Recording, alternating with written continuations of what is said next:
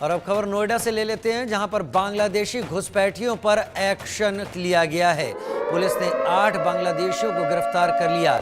नोएडा के सलारपुर गांव से इनकी गिरफ्तारी हुई। पहचान छिपाकर नोएडा में रह रहे थे बांग्लादेशी।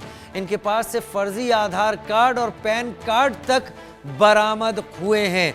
यानी कितनी इनकी पकड़ है, कितनी इनकी पहुंच है, कितना इनका नेक्सस है और ऐसे कितने जयचंद भारत में बैठे हैं जो ऐसे अवैध बांग्लादेशियों को कागजात तैयार कर मुहैया कराते हैं।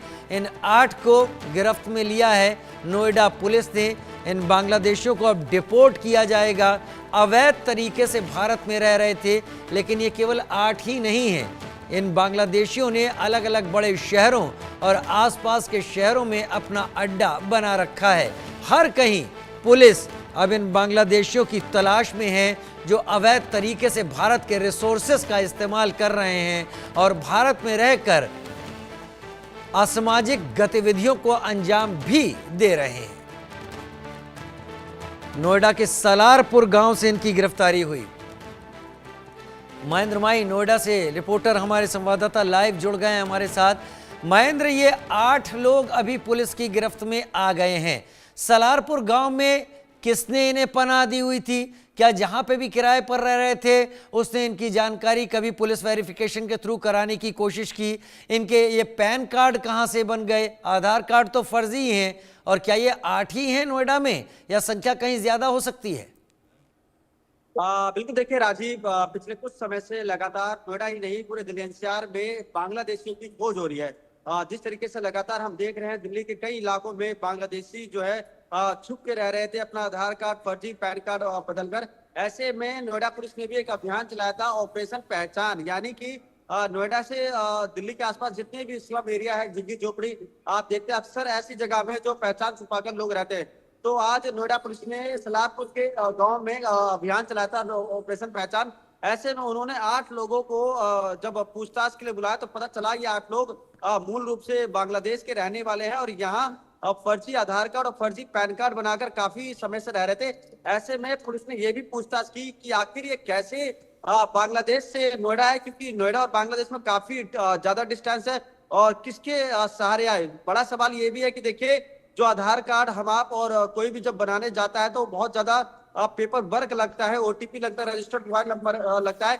तो इनका कैसे फर्जी आधार कार्ड बन गया, कैसे फर्जी पैन कार्ड बन गया, इस पे भी सवाल खड़ा होता है। और तमाम जो लोकल इंटेलिजेंस है यानी कि एलआईयू की टीम है, उस पे भी सवाल खड़ा होता है कि अगर इस तरह का अभियान चल रहा है उसके बावजूद भी नोएडा के तमाम इलाकों में बांग्लादेशी मिल रहे हैं, तो प्रशासन पर भी सवाल खड़ा होता है। मगर फिलहाल पुलिस को एक अच्छी कामयाबी मिली है। कुल 11 बांग्लादेशी जो बांग्लादेशी उनको गिरफ्तार किया है। अब उनसे ये पूछताछ चल रही है कि आखिर वो किसकी सहायता से नोएडा के सलारपुर गांव में रह रहे थे और कौन कौन उनके साथी है। क्योंकि जब 11 लोगों की गिरफ्तारी हो सकती है तो कह सकते हैं कि नोएडा के तमाम इलाके जहां अधिकतर ग्रामीण क्षेत्र है या जहां स्लम एरिया है, क्योंकि आप जब दिल्ली डीएनडी बॉर्डर पे जाएंगे तो वहां आसपास तकरीबन 20 से 25 से अधिक झुग्गियां हैं जहां यह अनुमान लगाया जा रहा है कि वहां भी बांग्लादेशी हो सकते हैं जिन्होंने अपना आधार कार्ड पैन कार्ड और पहचान छुपाकर यहाँ रह रहे हो।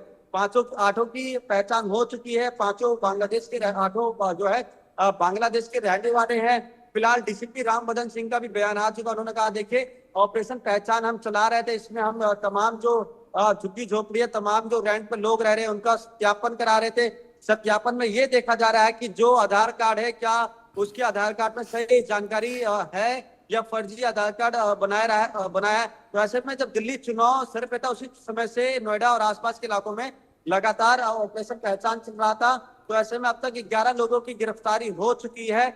सुबह इनसे और ज्यादा पूछताछ की जाएगी, जिसके साथ ही साथ बांग्लादेश के जो एम्बेसी है उनसे बातचीत की जाएगी कि आखिर ये लोग है कौन, बांग्लादेश में किस जगह रहते हैं। और जो सबसे बड़ा सवाल यही है कि जो आधार कार्ड इनके पास से मिला है उसकी गहनता से जांच की जा रही है और उनसे ये बड़ी कठोरतम से पूछी जाएगी कि आखिर किसकी सहायता से ये फर्जी आधार कार्ड बनाया, फर्जी पैन कार्ड बनाया और जिस मकान में रहते थे क्या उनका वेरिफिकेशन हुआ था, जो मकान मालिक का वेरिफिकेशन होता है वो किया या नहीं किया। क्योंकि दिल्ली एनसीआर में अधिकतर जो लोग हैं रेंट पे रहते हैं और ऐसे में हमने देखा कि आए दिन या तो कुछ ऐसे नाइजीरियन होते हैं वो यहाँ छुप कर रहते हैं, इलाज के दौरान यहाँ रह जाते हैं, जो उनकी वीजा होती है उसकी समाप्ति हो जाती है उसके बावजूद भी रहते हैं। ऐसे में अब कह सकते हैं कि नोएडा पुलिस अब ये विशेष अभियान चला रही है पहचान के तौर पे कि कौन बांग्लादेशी है, कौन अन्य मुल्क का व्यक्ति है जो यहाँ अपनी पहचान छुपा के पिछले काफी समय से रह रहा है। क्योंकि जो सलारपुर गांव है काफी बड़ा गांव है और इसके आसपास भी आप देखेंगे बंगेल की बात करें, सदर की बात करें, बरोला की बात करें, ये तमाम ऐसे एरिया हैं जहां स्लम एरिया भी है, झुग्गी झोपड़ी है, कबाड़ी वाले रहते हैं।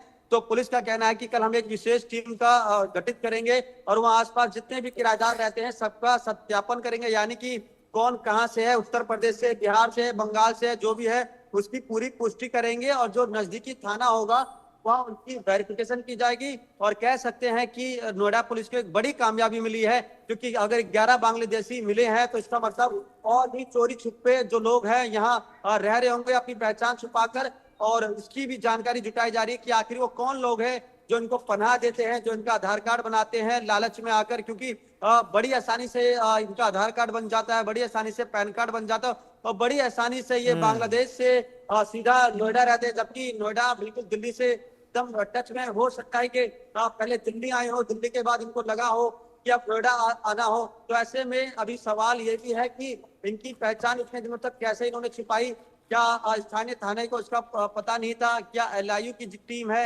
उसका ये फेलियर सामने आ रहा है।